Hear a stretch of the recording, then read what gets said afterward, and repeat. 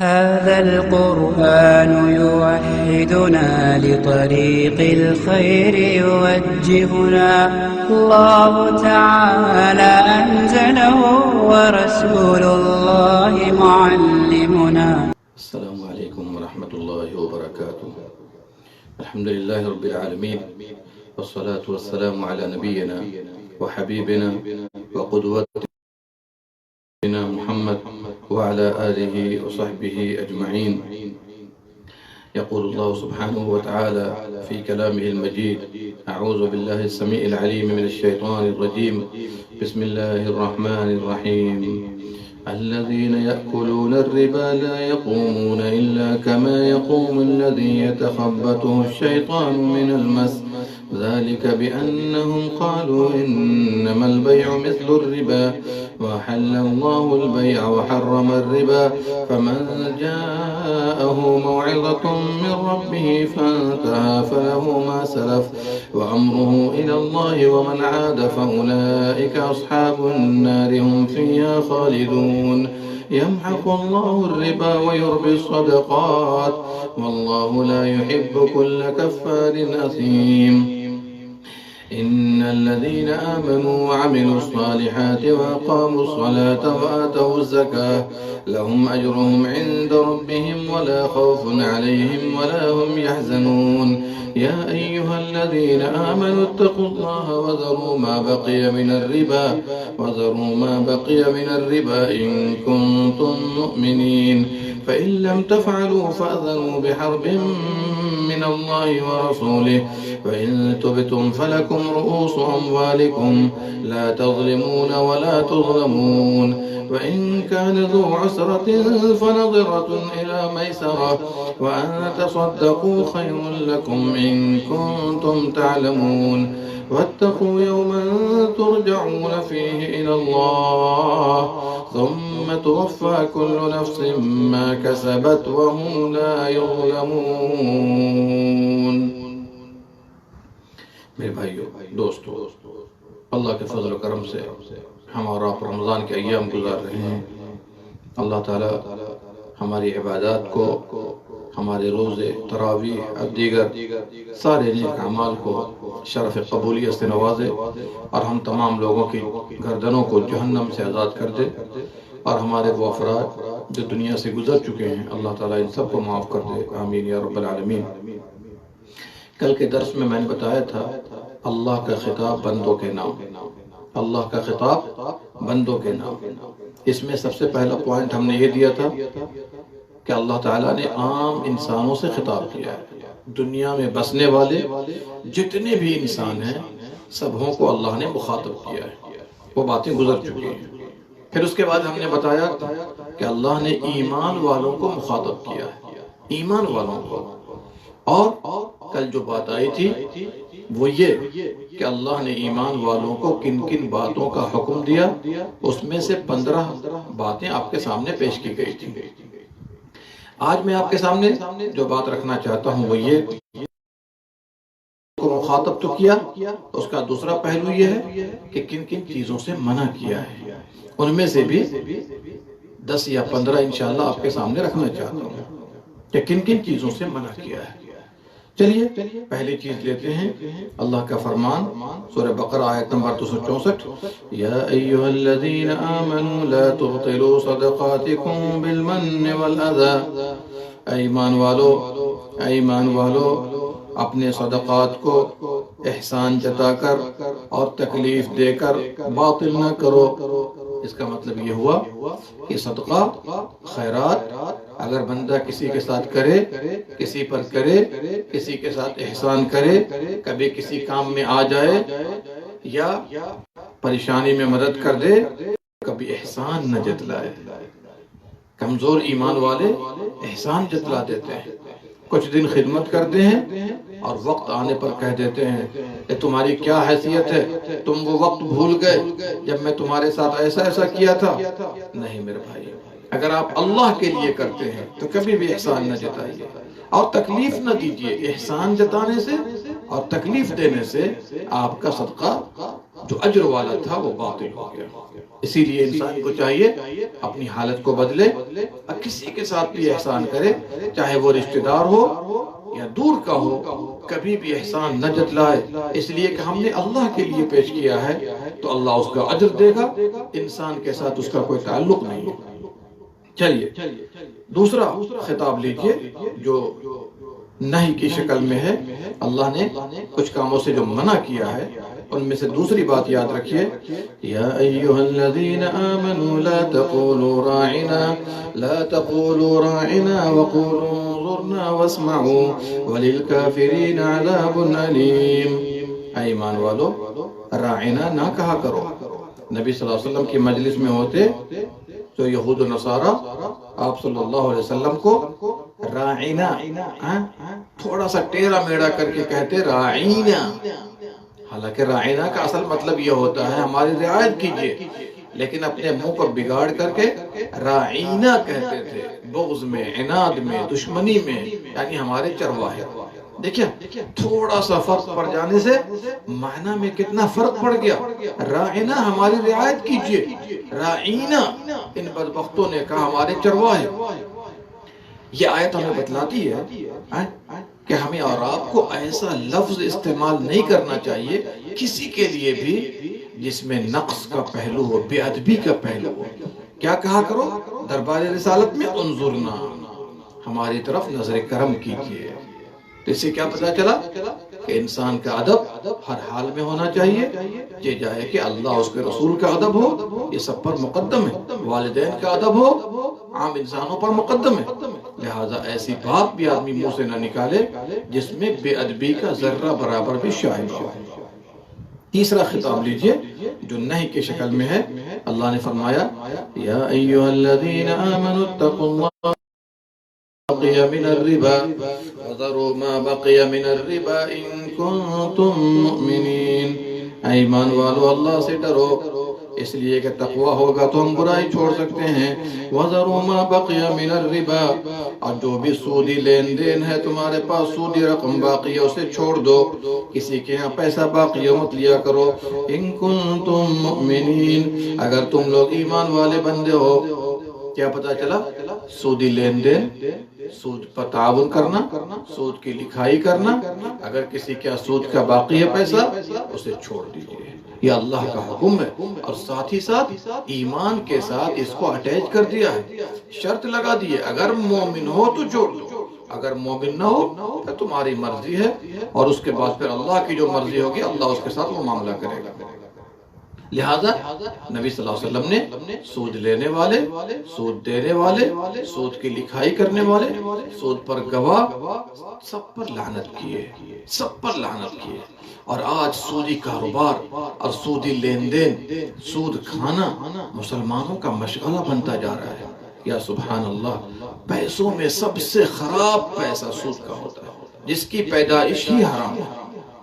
دوسری بات، بینکوں سے جو سودی لین دین ہوتا ہے، بینکوں سے انٹرسٹ ملتا ہے، یہ ہمارے لیے جائز نہیں۔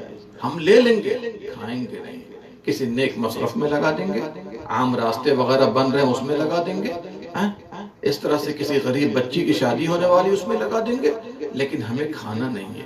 بعض لوگ سوال کرتے رہتے ہیں کیا اس کے ذریعے فلاں ٹیکس ادا کر سکتے ہیں؟ نہیں میرے بھائی، اس لیے ٹیکس ادا کریں گے اس کا مطلب یہ ہے کہ آپ نے اس کو اپنے مصرف میں لگا دیا۔ اسی طریقے سے لائف انشورنس ہے، اسی طریقے سے گاڑیوں کا انشورنس ہے، اگر اجباری شکل نہ ہو تو ہم نہیں کروائیں گے۔ تو ہر وہ کام جس میں سودی لین دین ہے، کاروبار ہے، ہم نہیں کریں گے۔ چاہے شیئر مارکیٹ ہے، اگر اس میں بھی سودی کاروبار ہوتا ہے تو ہم ایسے کاروبار نہیں کریں گے۔ اللہ تعالیٰ سود کو مٹاتا ہے، صدقات و خیرات، لہذا ہم وہ کام کریں گے جس سے ہمیں فائدہ ہو۔ چلیے اللہ کا چوتھا خطاب سنیے، آل عمران آیت نمبر 118۔ اللہ نے فرمایا یا ایھا الذین آمنوا لا تتخذوا بطانة من دونکم لا یألونکم خبالا ودوا ما عنتم قد بدت البغضاء من افواہہم وما تخفی صدورہم اکبر قد بینا لکم الآیات ان کنتم تعقلون۔ کتنی اچھی اچھی نصیحتیں ہیں، اللہ اکبر۔ کاش کہ ہم مسلمان ان باتوں کو مان لیتے، دنیا میں بھی کامیاب زندگی گزارتے اور دنیا سے نکلنے کے بعد بھی کامیاب زندگی گزارتے۔ سنیے رب کا خطاب سنیے، یہ آپ کو عرش پر سے یاد کر رہا ہے۔ اے ایمان والو، اپنے علاوہ غیر مسلموں کو اپنا رازدار نہ بناؤ، دوست نہ بناؤ۔ کیسی دوستی؟ جو قلبی دوستی ہے، جو ایمان کے راستے میں حائل اور رکاوٹ بن جائے، وہ دوستی نہ کرو۔ اگر کسی مجبوری کے بنا پر دوستی کی گئی ہے کوئی حرج کی بات نہیں، ان کے شر سے بچنے کے لیے دوستی اگر کہیں کی گئی کوئی بات نہیں ہے، بزنس لیول پر دوستی کی گئی کوئی بات نہیں ہے، لیکن قلبی دوستی نہ ہو، اپنے عقیدے کو کمزور سمجھ کر ان کے ساتھ دوستی کر کے شروع نہ کر دیں، یہ نہیں ہونا چاہیے۔ رازدار ان کو نہ بناؤ۔ لا یعلونکم خبالا، وہ لوگ آپ کو تباہ کرنے میں، برباد کرنے میں، نقصان پہنچانے میں کوئی کسر نہیں چھوڑتے۔ تجربات شاہد ہیں، غور کر لیجئے۔ ہم نے ان سے دوستیاں گانٹ لی اور اس کے بعد دیکھیے آج ہمیں وہی قتل کر رہے ہیں۔ جی وَدُّوا مَا عَنِتُّمْ، ان کی تو خواہش یہ ہوتی ہے کہ یہ لوگ دکھ میں پڑ جائیں۔ دیکھ لیجئے گھر کے گھر جلا دیے جاتے ہیں، مال لوٹ لیے جاتے ہیں، بندوق دکھا کر سارا کچھ لے لیا جاتا ہے۔ تو میرے بھائیو، ایسے لوگوں کو اپنا رازدار اور دوست نہ بناؤ اور ہمیشہ دفاع کے لیے تیار رہو۔ قد بدت البغضاء من افواہہم، ان کا حال کیا ہے؟ ان کا حال تو یہ ہے کہ ان کے منہ سے بغض و عداوت کی باتیں ظاہر ہو گئی ہیں۔ جی یہ ظاہر کرتے رہتے ہیں موقع بموقع۔ وما تخفی صدورہم اکبر، اور جو ان کے دل میں چھپا ہوا ہے وہ تو بہت بڑی بڑی چیزیں ہیں۔ قد بینا لکم الآیات ان کنتم تعقلون، ہم تمہارے لیے آیتیں کھول کھول کر بیان کر رہے ہیں اگر تم لوگ عقل سے کام لو۔ کیا پتا چلا کہ ہمیں اور آپ کو چاہیے کہ اس طرح سے معاملہ نہ کریں، اور لا الہ الا اللہ کی شرائط میں سے ایک شرط یہ ہے ولا اور برا، ولا اور دوستی و ایمان والوں سے، اور بغض و عداوت و کن سے؟ اللہ کے دشمنوں سے، کفار سے، مشرکین سے، منافقین سے، یہود و نصارہ سے۔ یہ الگ بات ہے کہ دعوتی کام کریں گے لیکن قلبی دوستی ان کے ساتھ نہیں کریں گے۔ سورہ نساء آیت نمبر 29، یا ایہا الذین آمنوا لا تأکلوا اموالکم بینکم بالباطل الا ان تکون تجارة عن تراض منکم ولا تقتلوا انفسکم ان اللہ کان بکم رحیما۔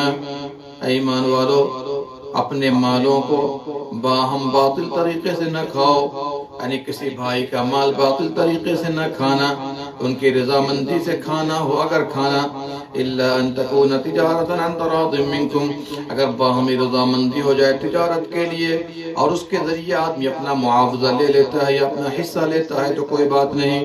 ولا تقتلوا انفسکم، اپنے آپ کو قتل بھی نہ کرو، کسی بھائی کو قتل نہ کرو، اپنے آپ کو بھی قتل نہ کرو، ایسی کوئی نقصان دو، صحت کو نقصان دو۔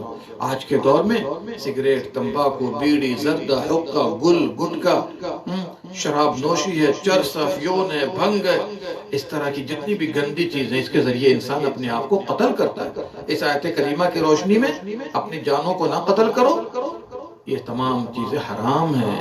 جی حرام کا پہلو یہی ہے، صحت کو نقصان ہے، جسم کو نقصان ہے، مال کو نقصان ہے، اہل و عیال کو نقصان ہے، سماج و معاشرہ کو نقصان ہے، اس لیے یہ چیز حرام ہے۔ تو کسی بھائی کا مال باطل طریقے سے بھی نہ کھاؤ، رضامندی سے کھاؤ، پوچھ کر کھاؤ، ضرورت ہے تو مانگ لو، کوئی بات نہیں ہے، لیکن باطل طریقے سے نہ کھاؤ۔ اللہ تم پر بڑا مہربان ہے۔ چلیے چھٹا خطاب لیجئے، سورہ مائدہ آیت نمبر 90، یا ایھا الذین آمنوا والمیسر انما الخمر والمیسر والانصاب والازلام رجس من عمل الشیطان فاجتنبوه لعلکم تفلحون۔ ایمان والو، شراب، جوئے، بت اور فالوں کے تیر، قسمتوں کے تیر، یہ ناپاک عمل ہیں، شیاطینی کام ہے، اس سے بچ کرتا ہوتا کہ تم کامیاب ہو جاؤ۔ دیکھیے 4 چیزوں کو اللہ نے اس آیت میں حرام کہا ہے۔ ہمارے کچھ بھائی کہتے ہیں کہ شراب حرام نہیں ہے، اس لیے کہ اللہ نے شراب کے لیے جو ہے حرام کا لفظ استعمال نہیں کیا۔ میرے بھائی، یہ کہہ دینا کہ ناپاک ہے، یہ کہہ دینا کہ شیطانی کام ہے، یہ کہنا کہ بچ جاؤ، یہ کہنا کہ تم کامیاب ہو جاؤ گے چھوڑ دو گے تو، یہ کہنا یہ نماز میں رکاوٹ ہے، یہ کہنا کہ تم باز آؤ گے کہ نہیں آؤ گے، کیا اس کی حرمت کے لیے کافی نہیں ہے؟ میرے بھائیو، کافی ہے۔ جوا، شراب اور اس طرح دیکھیے، یہاں پر خمر کا مطلب شراب تو ترجمہ کرتے ہیں، لیکن خمر کا اصل مطلب یہ ہوتا ہے ہر وہ چیز جو انسانی عقل کو ڈھانپ دے وہ خمر ہے۔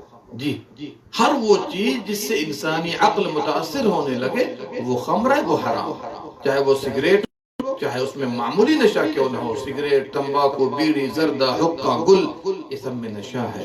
یہ الگ بات ہے جب پیتے ہوئے، استعمال کرتے ہوئے عادت ہو جاتی ہے تو کم نشہ بھی سمجھ میں نہیں آتا ہے، ورنہ ایک نئے آدمی کو استعمال کرا کے دیکھیے تو آپ کو سمجھ میں آئے گا کہ یہ چیز اچھی ہے یا خراب ہے، نشہ اس میں ہے یا نہیں ہے۔ اس لیے میرے بھائیو، ہر نشہ آور چیز، چاہے وہ شراب ہو، چرس ہو، افیون ہو، بھنگ ہو، گانجا ہو، بیڑی ہو، سگریٹ ہو، تمباکو ہو، زردہ ہو، گل ہو، یہ سب خمر کے اندر داخل ہے۔ کیوں؟ اس سے عقل جو ہے ڈھانپنے لگتی ہے، عقل اس سے کمزور پڑنے لگتی ہے۔ چلیے 7واں خطاب لیجیے، اللہ آیت نمبر: أيها الذين آمنوا لا تتخذوا الذين اتخذوا دينكم هزوا ولعبا من الذين أوتوا الكتاب من قبلكم والكفار أولياء واتقوا الله إن كنتم مؤمنين۔ ایمان والو، ان لوگوں کو اپنا دوست نہ بناؤ۔ کن لوگوں کو؟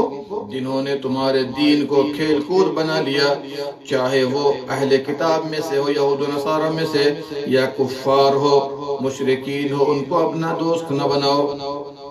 دیکھیے، آج ہمارے درمیان غیر مسلم تو غیر مسلم رہے، یہود و نصارہ ہیں، ان کو دوست نہیں بنانا، ہندو ہیں، ان کو اپنا قلبی دوست نہیں بنانا۔ لیکن آج ہمارے درمیان ایسے بھی ہیں جو اسلامی عقیدے سے کھیلتے ہیں، توحید و سنت سے کھیلتے ہیں، چاہے وہ کسی بھی نام سے پائے جاتے ہوں، چاہے وہ قادیانی کے نام سے ہو، چاہے وہ مرزائی کے نام سے ہو، چاہے وہ شیعوں کے نام سے ہو، یا ان کے راہ کے راہی ہو۔ ہمیں تمام لوگوں سے ہوشیار رہنا ہوگا، اپنا قلبی دوست ان کو نہیں بنانا ہے، چاہے وہ کلمہ پڑھنے والے افراد کیوں نہ ہو ہمارے سماج معاشرہ کے اندر۔ اگر وہ اسلامی عقیدے سے کھیلتے ہیں، ہم ان کو اپنا دوست نہیں بنائیں گے، ان کو اپنی بیٹیاں ہم نہیں دیں گے۔ آئیے 8واں خطاب لیجیے اللہ کا، سورہ نساء آیت نمبر 144: یا ایہا الذین آمنوا لا تتخذوا الکافرین اولیاء من دون المؤمنین اتریدون ان تجعلوا للہ علیکم سلطانا مبینا۔ اے ایمان والو، کافروں کو اپنا دوست نہ بناؤ، مومنوں کے علاوہ مومنوں کو اپنا دوست بنانا۔ دیکھا آپ نے کتنی آیتیں ہیں جس میں اللہ تعالیٰ نے کفار کو، مشرکین کو، ان کے راستے پر چلنے والوں کو، منافقین کو، یہاں تک کہ جو دین کو کھیل کود بناتے ہیں، سنت و توحید کا مذاق اڑاتے ہیں، بد مذہب اہل توحید کو بد مذہب کہتے ہیں، ایسے لوگوں کو دوست نہیں بنانا ہے۔ کیوں؟ دوست بنائیں گے تو پگھلنا شروع ہو جائیں گے، اور جب پگھلیں گے تو پھر ہم توحید اور سنت کی نعمت کو ضائع کر دیں گے۔ کیا وجہ ہے کہ بار بار سینکڑوں آیات کے اندر اللہ سبحانہ و تعالیٰ نے ہر طرح کے بدعقیدہ لوگوں کو دوست بنانے سے روک دیا؟ جی، اسی لیے نبی صلی اللہ علیہ وسلم نے فرمایا: من جامع المشرک وسکن معہ فإنہ منہ۔ جو آدمی مشرک کے ساتھ رہنا سہنا کرتا ہے، محبت کرتا ہے، اس کا شمار بھی انہی میں سے ہے۔ آئیے 9واں خطاب لیجئے، چونکہ وقت کی نزاکت کو دیکھتے ہوئے میں بات کر رہا ہوں، سورہ انفال آیت نمبر 15: یا ایہا الذین آمنوا اذا لقیتم الذین کفروا زحفا فلا تولوہم الادبار۔ یہ بھی خطاب ہے، یہ بھی خطاب ہے۔ کیا ہے؟ ذرا غور کیجئے۔ اے ایمان والو، جب کفار سے تمہارا مڈبھیر ہو، مقابلہ ہو، فلا تولوہم الادبار، کتنی قیمتی نصیحت ہے، تو پیٹھ دکھا کر نہ بھاگو، اپنے آپ کو ان کے حوالے نہ کرو۔ جی آج کے دور میں دیکھ لیجئے کتنی شدید ضرورت ہے اس کی، مقابلہ کرنا چاہیے ہمیں، اپنا دفاع کرنا چاہیے، اپنے گھر والوں کا مال کا دفاع کرنا چاہیے۔ ارے اگر مر جائیں گے، دنیا میں کوئی رہنے کے لیے نہیں آیا ہے، اگر مر جائیں گے تو شہید ہوں گے، اور اگر واپس آ گئے تو ہم غازی ہو کر واپس ہوں گے۔ میرے بھائیو، کم سے کم دفاع تو کرنا چاہیے تاکہ شہادت کی موت نصیب ہو، لیکن اپنے آپ کو حوالے کر دینے سے شہادت کی موت حاصل نہیں ہو سکتی ہے۔ اسی لیے کبھی بھی اگر دشمنان اسلام سے مقابلہ ہو تو کبھی بھی بزدلی کا مظاہرہ نہیں کرنا چاہیے۔ آئیے 10واں خطاب لیجئے، سورہ انفال آیت نمبر 27۔ اللہ نے فرمایا یا ایھا الذین آمنوا لا تخونوا اللہ والرسول وتخونوا اماناتکم وانتم تعلمون۔ اے ایمان والو، جان بوجھ کر اللہ کے ساتھ خیانت نہ کرو، رسول کے ساتھ خیانت نہ کرو، اور تمہارے پاس جو کچھ بھی امانتیں لوگوں کی ہے اس میں خیانت نہ کرو۔ ہر وہ چیز جس کو اللہ تعالیٰ نے امانت کہا ہے، اب پورا اسلام امانت ہے، اس کی ادائیگی قاعدے سے ہونی چاہیے۔ اِنَّا عَرَضْنَا الْأَمَانَةَ عَلَى السَّمَاوَاتِ وَالْأَرْضِ وَالْجِبَالِ، اللہ فرماتا ہے ہم نے امانت کو آسمان پر، زمین پر، پہاڑ پر پیش کیا، سبوں نے اس کے بوجھ کو اٹھانے سے انکار کر دیا، انسان نے اٹھایا۔ کیا پتہ چلا؟ پورا اسلام امانت ہے، لیکن جو خاص امانتیں ہیں، اللہ کے ساتھ ایگریمنٹ ہے، اس کی عبادت کرنے کا وعدہ ہے، رسول کے ساتھ ایگریمنٹ ہے کہ ہم آپ کا ساتھ دیں گے، مخالفت نہیں کریں گے، اور جو کچھ بھی امانتیں آپ کے پاس لوگ رکھتے ہیں اس میں خیانت نہ کیجیے، اس لیے کہ خیانت کرنا منافقین کی نشانی ہے، جیسا کہ نبی صلی اللہ علیہ وسلم نے فرمایا۔ چلیے 11ویں آیت لیجئے، یا 11واں خطاب لیجئے، سورہ توبہ آیت نمبر 23۔ یا ایھا الذین آمنوا لا تتخذوا آباءکم واخوانکم اولیاء ان استحبوا الكفر علی الایمان ومن یتولهم منکم فاولئک هم الظالمون۔ اے ایمان والو، اپنے باپوں کو، اپنے بھائیوں کو دوست نہ بناؤ، اگر وہ کفر کو ترجیح دیں، کفر کو پسند کریں ایمان پر، تو ان کو اپنا دوست نہ بناؤ۔ اگر تم ان سے دوستی کرو گے، ان سے محبت کرو گے، تو پھر ایسے ہی لوگ ظالم ہیں۔ دیکھیے اللہ اکبر، میں حیران ہو جاتا ہوں، کفار سے ہوشیار کیا، منافقین سے ہوشیار کیا، ہر طرح کے غیر مسلموں سے ہوشیار کیا، اب باپوں اور بھائیوں سے بھی ہوشیار کر رہے ہیں۔ اگر وہ کفر پر ہیں تو یاد رکھ لیجئے ہماری ان سے کوئی دوستی، کوئی محبت نہیں ہوگی۔ جی سب سے بڑی رشتہ داری، سب سے بڑی محبت ایمان کی محبت ہوتی ہے۔ جو ہمارے باپ ہیں، لیکن سب سے پہلے اللہ اس کے رسول کی محبت کو ترجیح دینا ہے، پھر باپ کی محبت کو اور بھائیوں کی محبت کو ترجیح دینا ہے۔ اگر وہ کفر پر ہیں تو ان کی محبت کو ترجیح نہ دینا، اللہ اس کے رسول کی محبت کو ترجیح دینا۔ سعد بن ابی وقاص رضی اللہ عنہ کی ماں کافرہ تھی، انہوں نے کہہ دیا ہم کھانا نہیں کھائیں گے، پانی نہیں پئیں گے، یا دھوپ میں رہیں گے۔ اللہ سبحانہ وتعالی نے فرمایا ان چیزوں میں ان کی بات نہیں ماننا، اگر بھوکے ہیں تو رہنے دو، اس لیے کہ اللہ کا حق، رسول اللہ کا حق مقدم ہے باپ ماں کی محبت کے اوپر۔ جی چلیے 12واں خطاب لیجئے، سورہ نور آیت نمبر 21۔ یا ایھا الذین آمنوا لا تتبعوا خطوات الشیطان ومن یتبع خطوات الشیطان يأمر بالفحشاء والمنكر ولولا فضل الله عليكم ورحمته ما زكى منكم من أحد أبدا ولكن الله يزكي من يشاء والله سميع عليم۔ ایمان والو، شیطان کے راستوں کی، شیطان کے نقش قدم کی پیروی نہ کرنا، جو شیطان کے نقش قدم کی پیروی کرے گا تو وہ تو بے حیائی برے کاموں کا ہی حکم دیتا ہے۔ کیا پتہ چلا کہ شیطانی جو راستے ہیں، شیطانی جو ہتھ کنڈے ہیں، شیطانی جو پلانز ہیں، تو ایسے پلان سے، ایسے ہتھ کنڈوں سے ہمیں دور رہنا ہے۔ اس لیے کہ انسان جو بھی برائی کرتا ہے وہ شیطانی راستے ہیں، شیطانی ہتھ کنڈے ہیں۔ لہذا اسلام نے جن کاموں کے کرنے کا حکم دیا اسے بجا لانا ہے، اور اسلام نے برائیوں سے برائیوں تک پہنچانے والے جو راستے بندے طے کرتے ہیں برائی کرنے سے پہلے، اس سے بھی دور رہو، چونکہ یہ شیطانی راستے جی۔ اسی لیے اللہ سبحانہ و تعالیٰ نے فرمایا وَلَا تَقْرَبُوا الزِّنَا، زنا کے قریب نہ جانا۔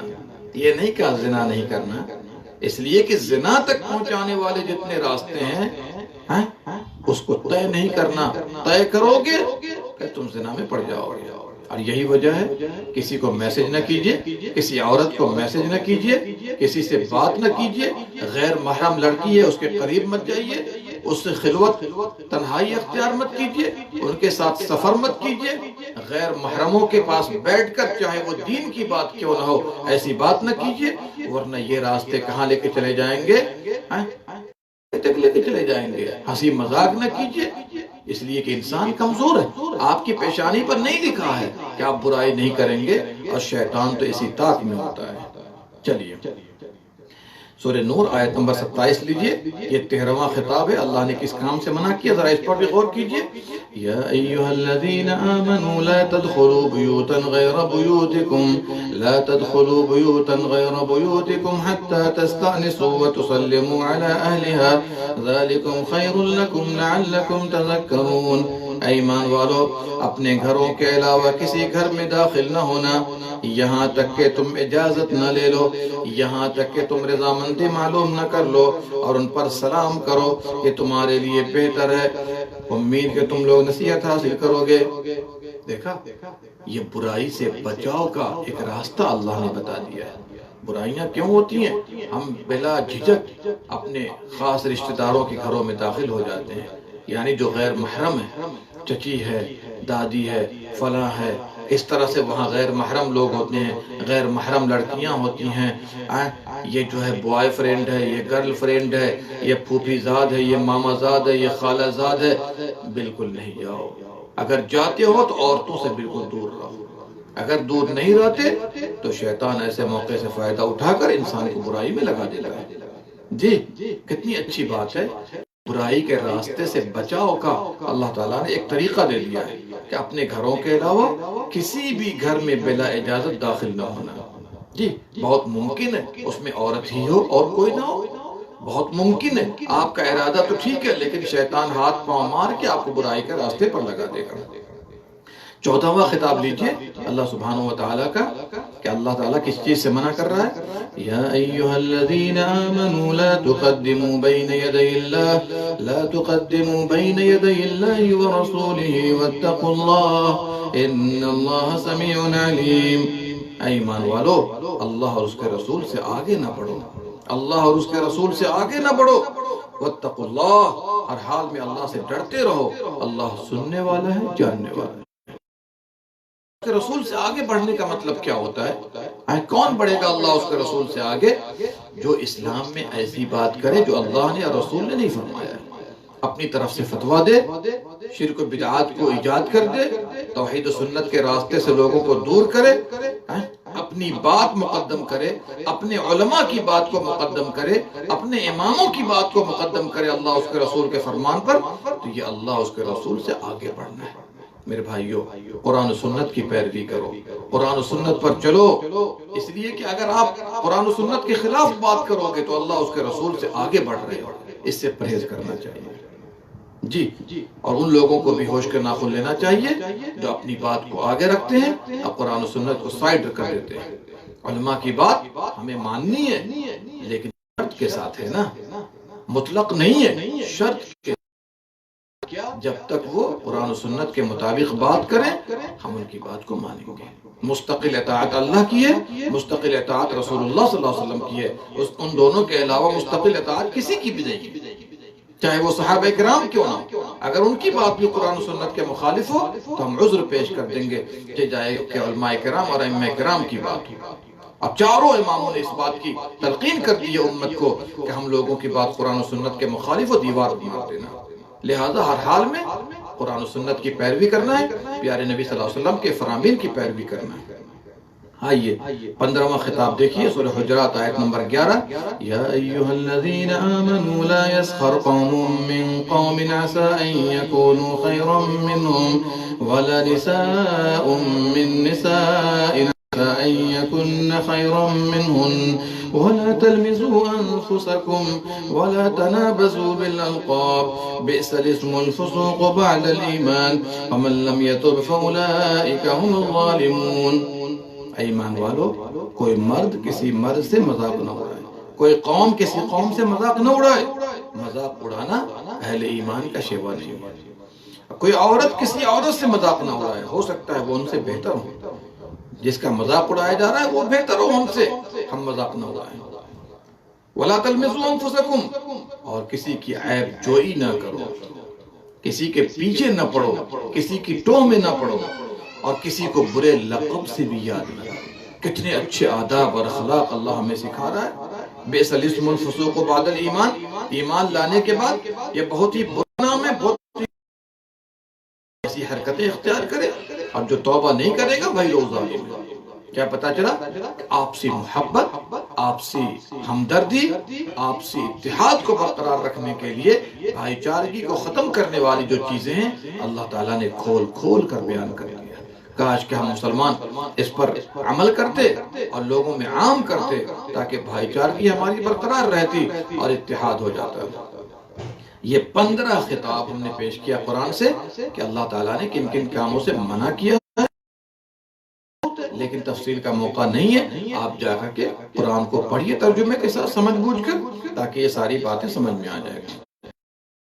چینج کر رہا ہوں کہ اللہ نے انبیاء اور رسول سے بھی خطاب کیا ہے اور انہیں اس بات کی تلقین کی ہے کہ لوگوں کو ایمان اور توحید کی دعوت دیں، خیر و سعادت کے اصول کی طرف لائیں، تاکہ لوگ کامیابیوں سے ہمکنار ہو جائیں اور تاریکیوں سے، گمراہیوں سے نکل کر ہدایت پر آ جائیں، نور پر آ جائیں.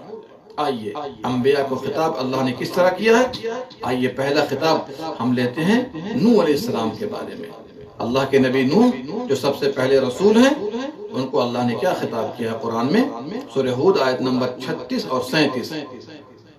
اللہ نے فرمایا وَأُوحِيَ إِلَى نُوحٍ أَنَّهُ لَن يُؤْمِنَ مِن قَوْمِكَ إِلَّا مَن قَدْ آمَنَ فَلَا تَبْتَئِسْ بِمَا كَانُوا يَفْعَلُونَ وَاصْنَعِ الْفُلْكَ بِأَعْيُنِنَا وَوَحْيِنَا وَلَا تُخَاطِبْنِي فِي الَّذِينَ ظَلَمُوا إِنَّهُمْ مُغْرَقُونَ.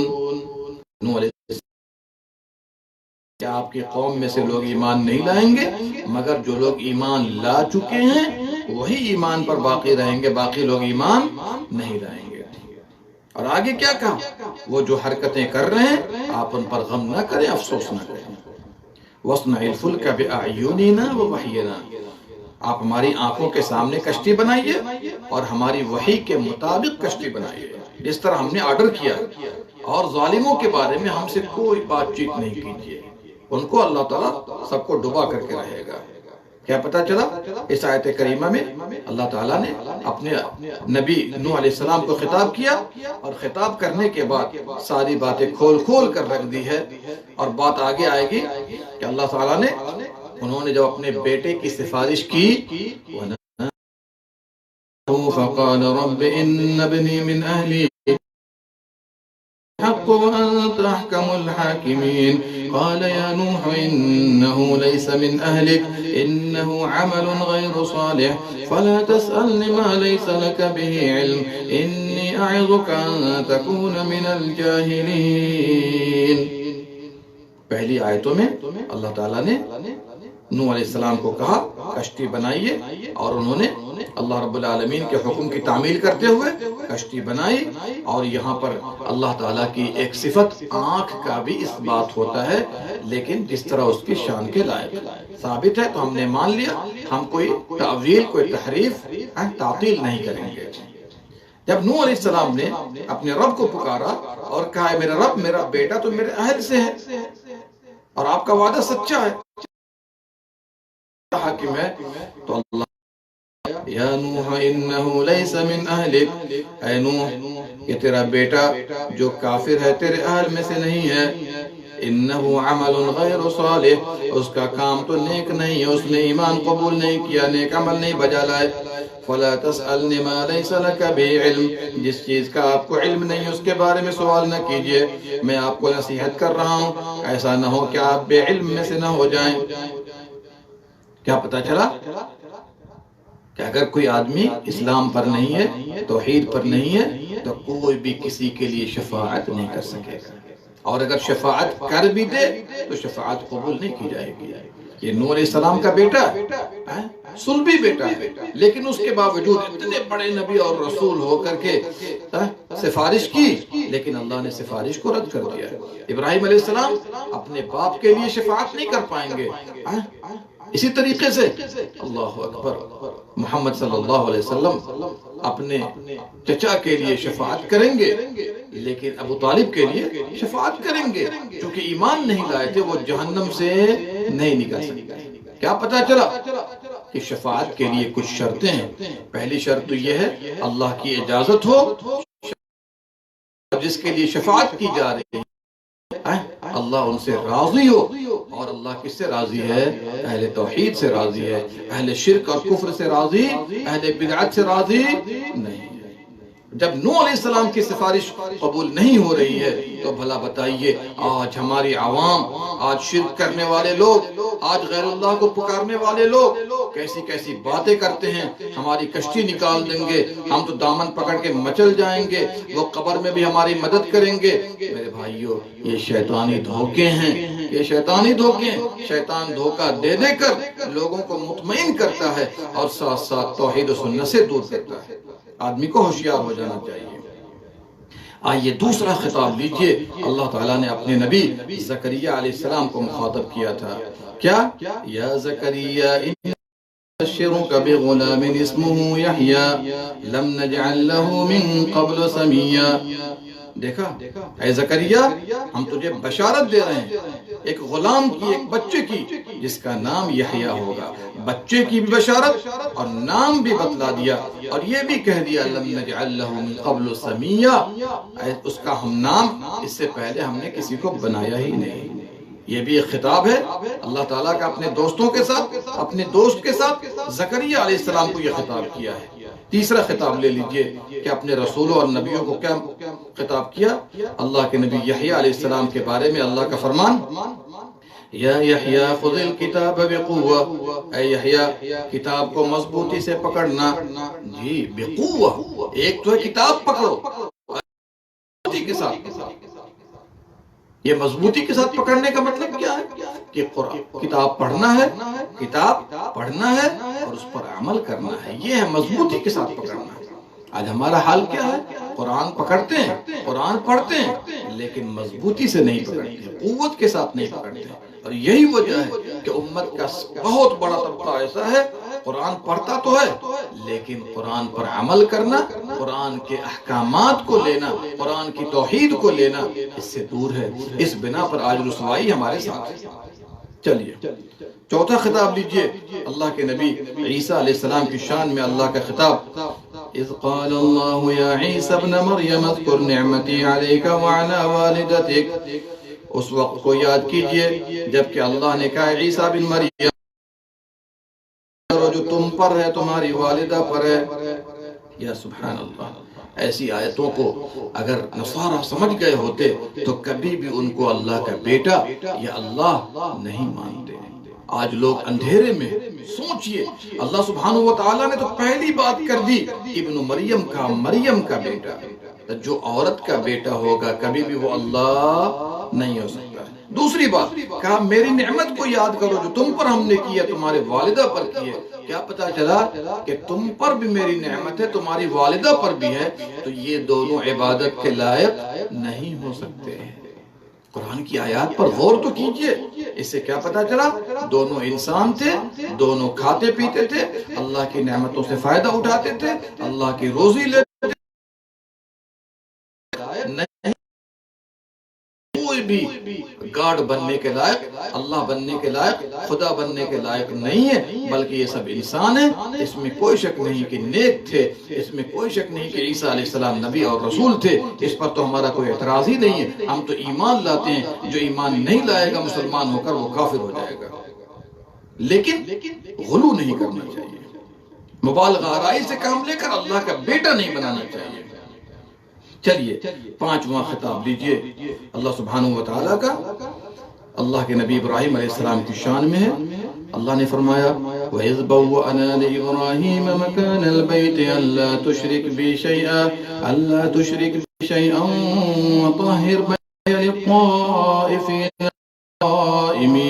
والقائمين والركع السجود وأذن في الناس بالحج يأتوك رجالا وعلى كل ضامر يأتين من كل فج عميق۔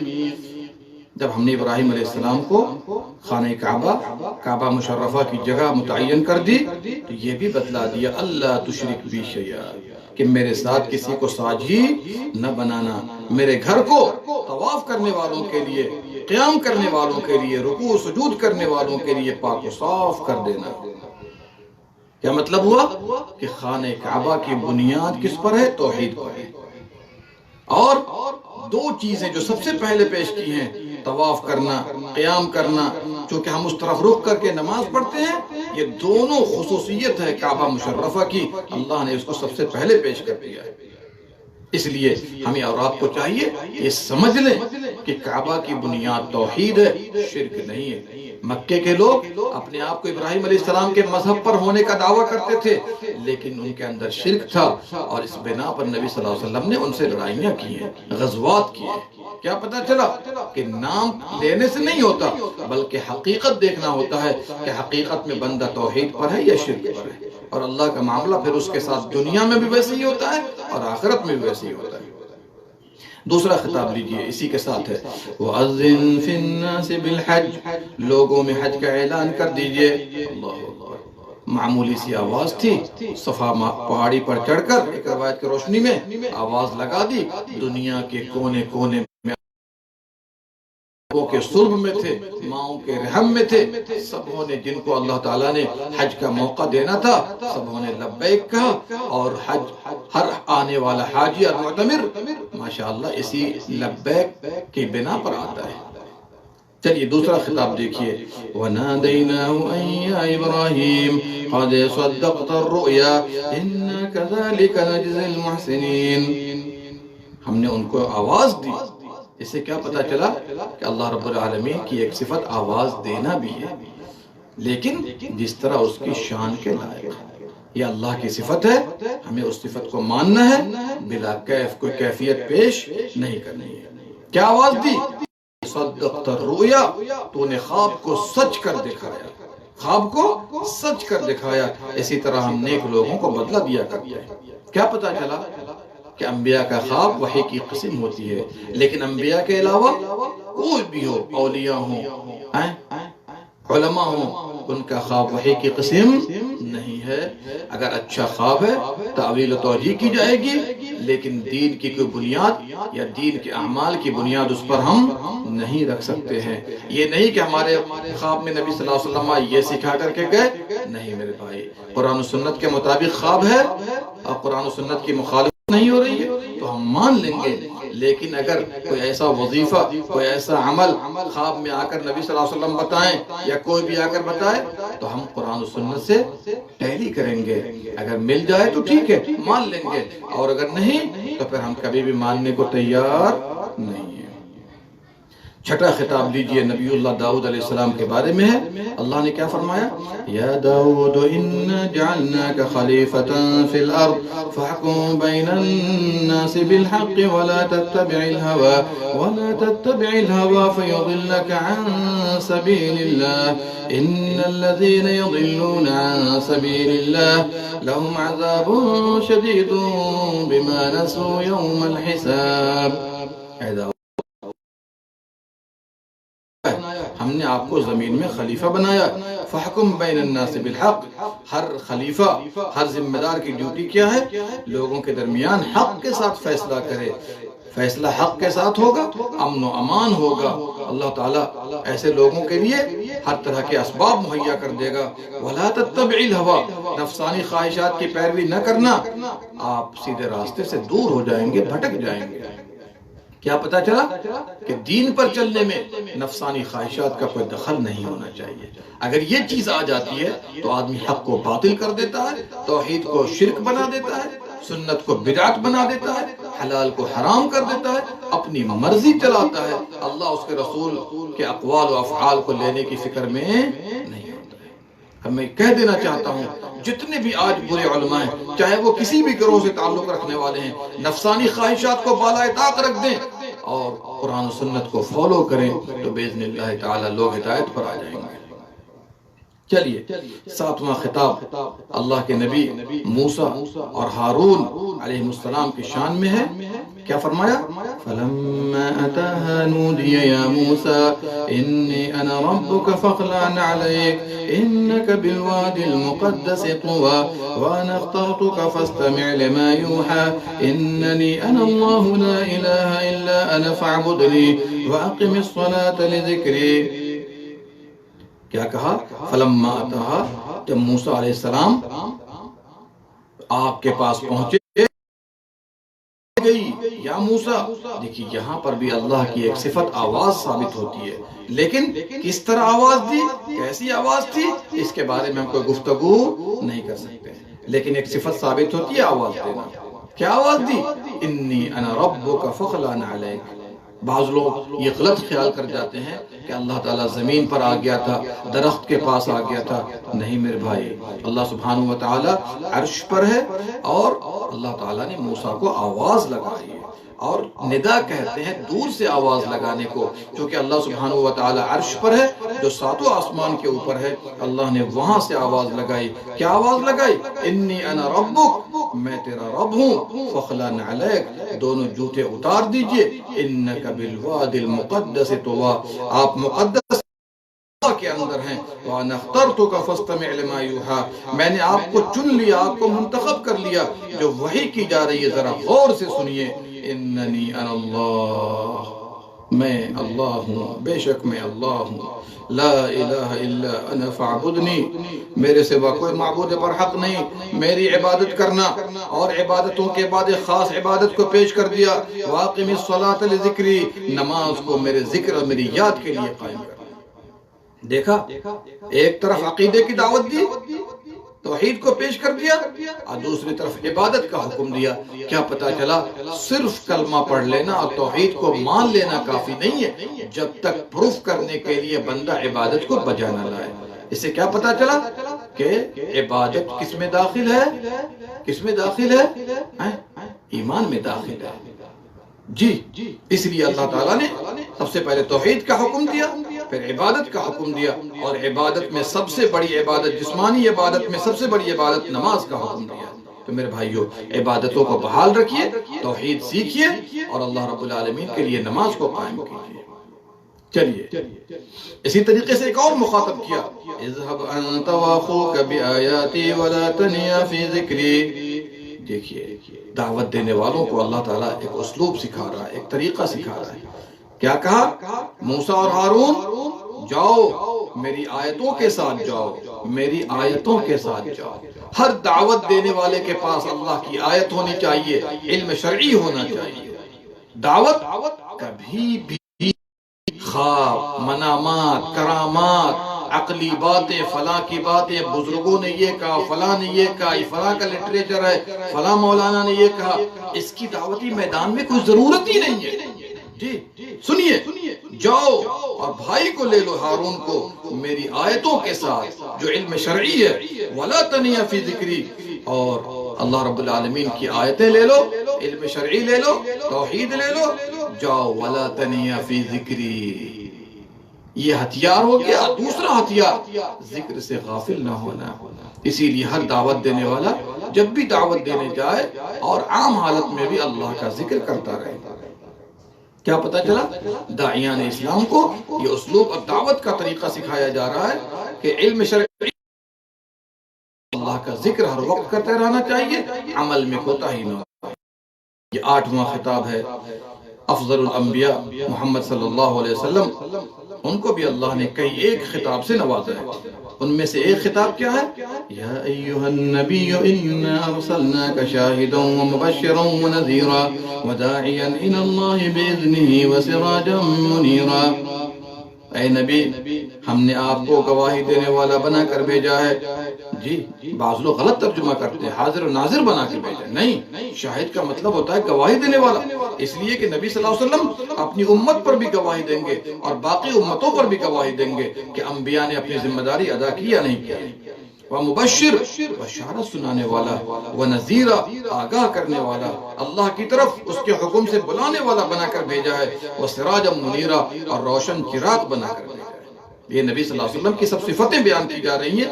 ہمیں اور آپ کو چاہیے آپ صلی اللہ علیہ وسلم سے اپنی زندگی کا معمول لیں، توحید و سنت لیں، تاکہ انشاءاللہ ہماری زندگی بھی منور ہو جائے. جس طرح اللہ نے آپ کو سراج منیر بنا کر بھیجا، روشن چراغ بنا کر بھیجا، اگر ہم اس چراغ سے فائدہ اٹھائیں گے تو ہماری زندگی بھی انشاءاللہ منور ہو جائے گی.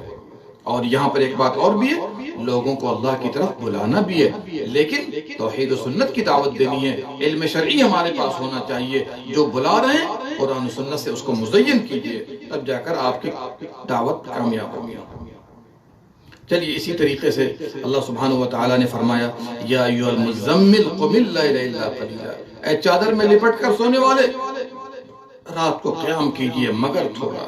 دیکھیے سب سے پہلا حکم کیا جا رہا ہے کہ آپ قیام کیجئے. قیام اللیل کا بڑا عظیم رول ہے انسانی زندگی میں، ہر پریشانیوں سے نجات میں. اسی لیے رمضان میں بھی قیام کیجئے اور رمضان کے بعد بھی اس کو جاری رکھیے. یہ نیک لوگوں کا طریقہ ہے، ہر مشکلات کو دور کرنے کا سب سے بہترین ذریعہ ہے. فرائض کے علاوہ، فرائض کے بعد سب سے بہترین نماز اگر ہے تو تہجد کی نماز ہے. آئیے اسی طرح یا ایھا المدثر قم فانذر، اے چادر اوڑھ کر سونے والے، لیٹنے والے کھڑے ہو جائیے اور لوگوں کو ہوشیار کر دیجئے. دیکھا جو ہماری ذمہ داری ہے کہ ہم لوگوں کو شرک سے، بدعات سے، توہمات سے، خرافات سے ہوشیار کریں. اکثر مسلمان آج شرک و بدعات میں پڑے ہوئے ہیں. اسی طرح فرمایا یا ایھا الرسول بلغ ما انزل الیک من ربک، اے رسول آپ کی جانب جو رب کی جانب آپ کی طرف جو رب کی جانب سے بھیجا گیا ہے اس کی تبلیغ کر دیجئے. سورہ مائدہ آیت نمبر 67. کیا پتہ چلا؟ ہمیں تبلیغ کرنی ہے تو رب کے احکام کی تبلیغ کرنی ہے.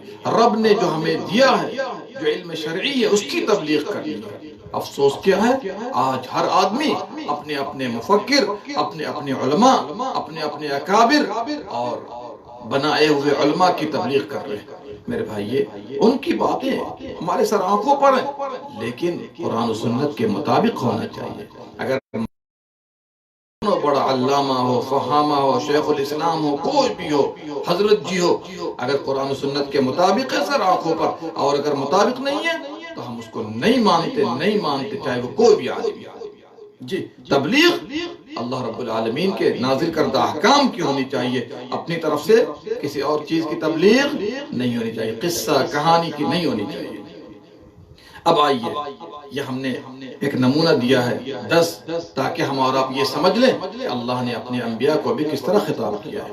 اب آئیے آخری پوائنٹ ہمارا، اللہ کا خطاب اہل کتاب اور دیگر کفار و مشرکین کے لیے بھی ہے. کیوں؟ تاکہ ہم ان کو ہدایت کی طرف، حق کی طرف، ایمان کی طرف، نبی صلی اللہ علیہ وسلم کی رسالت کی طرف بلائیں اور وہ لوگ بھی اللہ کی عبادت میں انقلاب پیدا کریں. اس طرح کے خطاب قرآن میں بہت ہیں، لیکن 2-4 خطاب آپ کے سامنے پیش کر رہا ہوں، پھر اپنی بات کو انشاءاللہ ختم کر دوں گا. اہل کتاب کے بارے میں اللہ کا فرمان قُلْ يَا أَهْلَ الْكِتَابِ تَعَالَوْا إِلَىٰ كَلِمَةٍ سَوَاءٍ بَيْنَنَا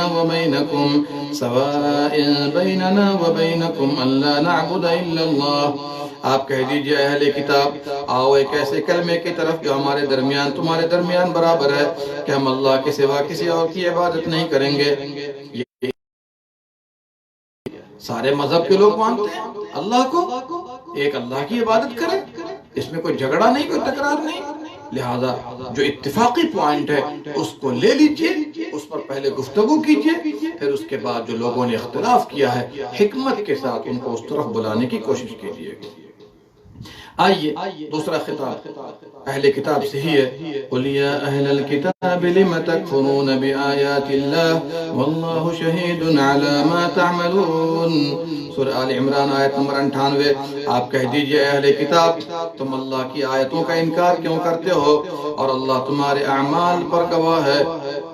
جی اللہ کی آیتوں کو جانتے ہو، نبی کو پہچانتے ہو اپنے بیٹے کی طرح، جس طرح انسان اپنے بیٹے کو پہچانتا ہے، پھر بھی انکار کر جاتے ہو، یہ مناسب نہیں ہے، یہ تمہارے لیے ہلاکت کا ذریعہ ہے۔ تیسرا خطاب لیجئے وقت کی نزاکت کو دیکھتے ہوئے، قُلْ يَا أَهْلَ الْكِتَابِ لِمَ تَصُدُّونَ عَنْ سَبِيلِ اللَّهِ مَنْ آمَنَ، آپ کہہ دیجئے اہل کتاب، تم لوگ اللہ کے راستے سے عوام ایمان لانا چاہتا ہے اسے کیوں روکتے ہو؟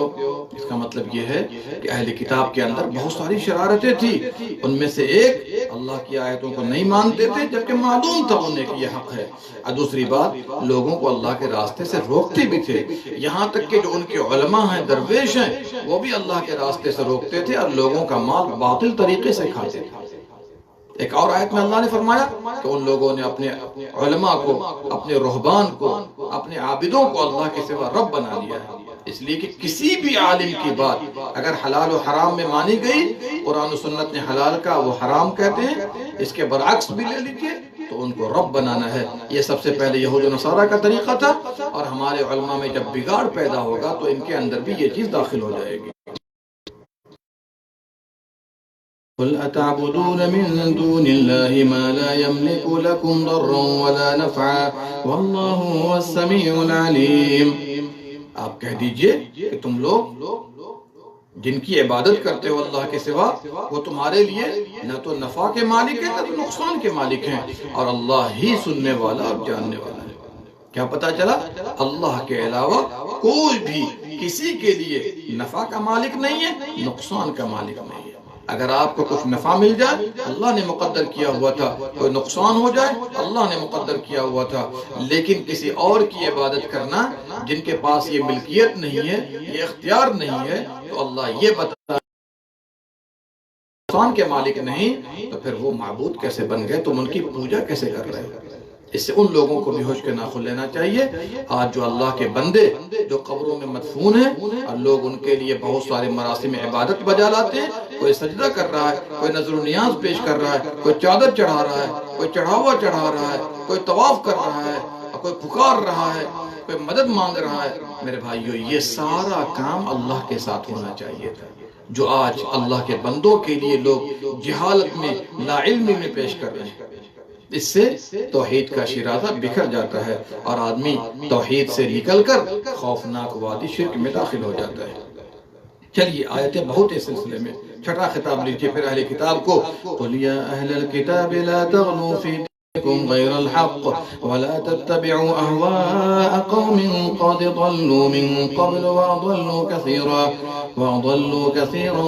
وَضَلُّوا عَن سَوَاءِ السَّبِيلِ، آپ کہہ دیجئے اہل کتاب اپنے دین میں نہ حق غلو نہ کرو، نہ حق غلو نہ کرو، مبالغہ آرائی سے کام لینا، انبیاء کی شان میں غلو کرنا، اللہ کے نیک بندوں کی شان میں حد سے آگے بڑھ کر کے بات کرنا، یہ مناسب نہیں، اور یہ شرک کا سب سے بڑا ذریعہ ہے۔ زمانہ ماضی میں اور زمانہ حال کے اندر لوگ عام طور پر شرک میں کیوں پڑے ہوئے ہیں؟ وہ اس بنا پر کہ ان کی شان میں غلو کیا اور اللہ کی صفت ان کے اندر ماننی شروع کر دی۔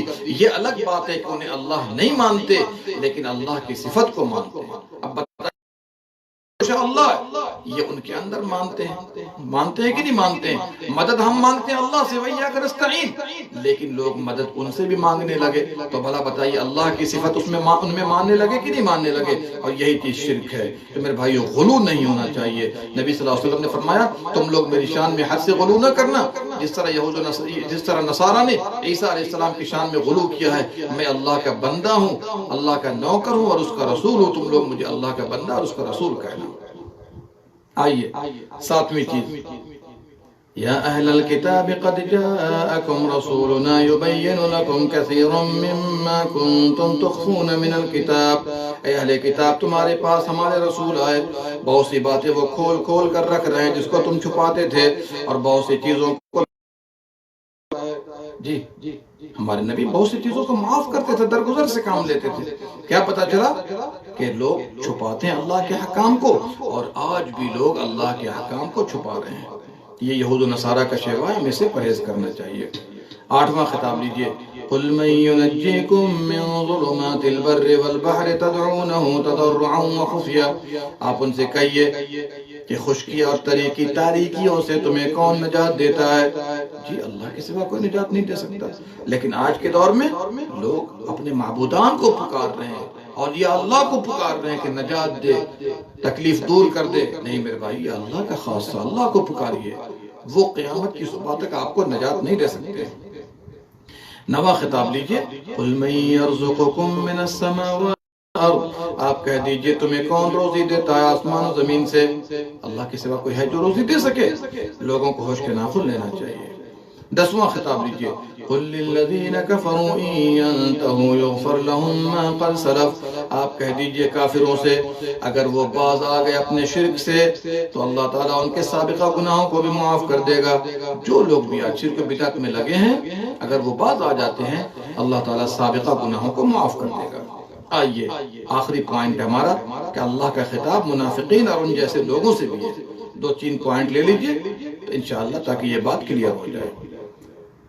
پہلا خطاب لے لیجئے، قُلْ هَلْ تَرَبَّصُونَ بِنَا إِلَّا إِحْدَى الْحُسْنَيَيْنِ، آپ کہہ دیجئے تم لوگ ہمارے بارے میں انتظار کر رہے ہو، تم لوگ نہیں میں مگر 2 باتوں میں سے ایک بات، اور وہ دونوں ہمارے لیے بہتر ہے. یا تو اللہ ہمیں کامیابی دے گا تو بھی بہتر ہے، اور اگر شہید ہو جائیں گے تو بھی ہمارے لیے بہتر ہے. جی ہر حال میں ہم کامیاب ہیں. اسی لیے منافقوں ہوش میں آؤ اور صحیح طریقے سے اپنے ایمان کو اپنے دلوں میں بساؤ. دوسرا خطاب، قُلْ أَنفِقُوا طَوْعًا أَوْ كَرْهًا لَّن يُتَقَبَّلَ مِنكُمْ، سورۃ توبہ آیت نمبر 53. آپ کہیں خوشی یا ناخوشی حالت میں خرچ کرو، تم سے قبول، اس لیے کہ انسان کا عقیدے میں بگاڑ ہو، نفاق ہو، کفر و شرک ہو، تو اللہ تعالیٰ اس کی عبادت کو قبول نہیں کرتا، اس کے خرچ کو قبول نہیں کرتا. تیسرا خطاب لیجئے، قُلْ أُذُنُ خَيْرٍ لَكُمْ يُؤْمِنُ بِاللَّهِ وَيُؤْمِنُ لِلْمُؤْمِنِينَ. منافقین کہتے تھے کہ نبی صلی اللہ علیہ وسلم کا کان کچا ہے، ہلکا ہے، یعنی سبوں کی بات سنتے رہتے ہیں، جو پاتے ہیں سنتے رہتے ہیں. تو اللہ کہہ رہا ہے نہیں، یہ تو ہمارے نبی رحمت للعالمین ہیں، یہ عفو درگزر کے پیکر ہیں، وہ سبوں کی بات سنتے ہیں، سبوں کی بات سنتے ہیں، لہذا یہ الزام یہ تمہارے کفر کے سبب ہے. چوتھی آیت لے لیجیے، قُلْ أَبِاللَّهِ وَآيَاتِهِ وَرَسُولِهِ كُنْتُمْ تَسْتَهْزِئُونَ، کہہ دیجئے اللہ اور اس کی آیات رسول کا تم لوگ مذاق اڑاتے ہو. اگر کوئی بھی مذاق اڑائے گا اللہ کے کسی احکام کا، اللہ کے کسی دین کے کسی احکام کا، رسول کا، قرآن کا، تو وہ آدمی کیا ہو جاتا ہے؟ کافر ہو جاتا ہے.